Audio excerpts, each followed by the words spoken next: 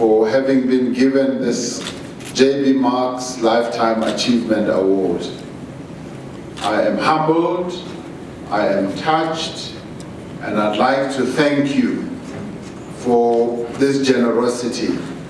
I must say that I did not expect it, nor did I think it would ever happen, but to be associated with the NUM since its formation up till now is one of my most prized gift relationships.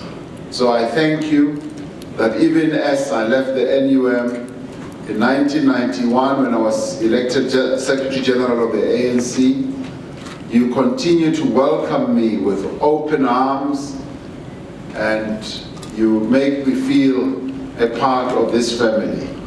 In fact, I am a part of this family, whether you like it or not.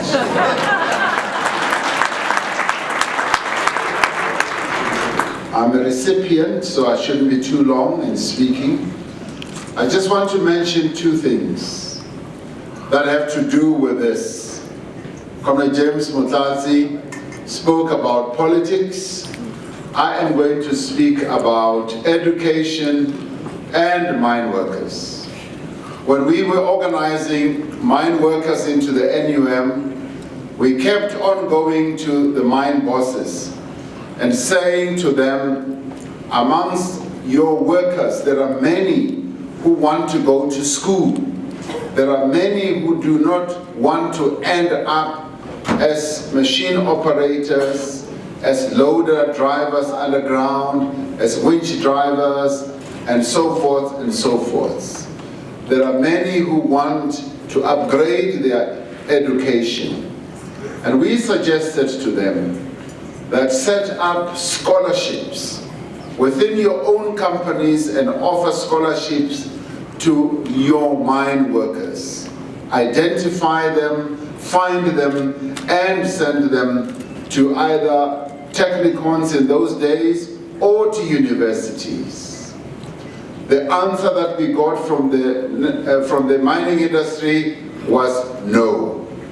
They did not see mine workers as being people who could get higher educational qualifications, such as being a mining engineer, such as being a person who can work with say, the architecture of the underground workings of a mine, such as being a well-trained mechanic, and so forth. Also such as being a real certificated miner. They did not see their way clear. What we then thought we should do, we decided to do two things. We decided that we were going to send mine workers to Cuba for training. We identified, was it 10 or 20? We identified 20 mine workers, and we found them in the various branches of the NUM and sent them to Cuba to go and learn mining in Cuba. This followed a visit that Comrade James Motlatsi and I had to Cuba, and where we formed very good relationships with the workers' organization there. We sent these 20 mine workers to Cuba.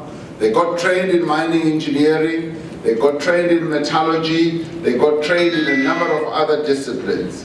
And some of them are back here today with master's degrees in mining, in metallurgy, and this has happened because of the foresight of the NUM to send mine workers for training.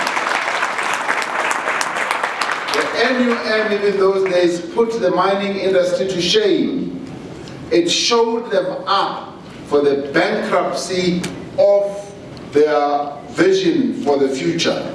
And we argue that these mine workers know mining. All they need is to be certificated, and they just need to be properly trained so that they can work. Now the next one was the children of mine workers. As Comrade James Motlatsi says, we went together to receive the Olof Palme award after the 1987 strike, Comrade James. That's when they gave us the Olof Palme Award in Sweden. That was after the death of Olof Palme himself was assassinated. We got 30,000 kronas. And we then decided that this is not money for me, as Cyril Ramaphosa, much as the award was for me, who was General Secretary then. We decided that this is money that should go to mine workers. And we decided that we would put it in the J.B. Marks Education Trust Fund. And that is where the money went, and that was the foundation stone that we put in place to have this 1,016 graduates that we are celebrating today. I want to end by saying the NUM is one organization that has been built on a solid foundation. Solid foundation as the rock of the mines that mine workers work in. It's a union that has withstood really devastating tremors, not only in the mines, but also in terms of its own organization. This union is a strong union. It has produced good leaders. It has got good systems. Papa NUM aikiwa imali. Aikiwa imali. And we are very proud. We are very proud, comrades, that you are one of the unions that is not known for abusing the resources that mine workers have built up. We, as we watch from outside, are continuously proud of the fact that, one, there is no corruption that we hear about in the NUM.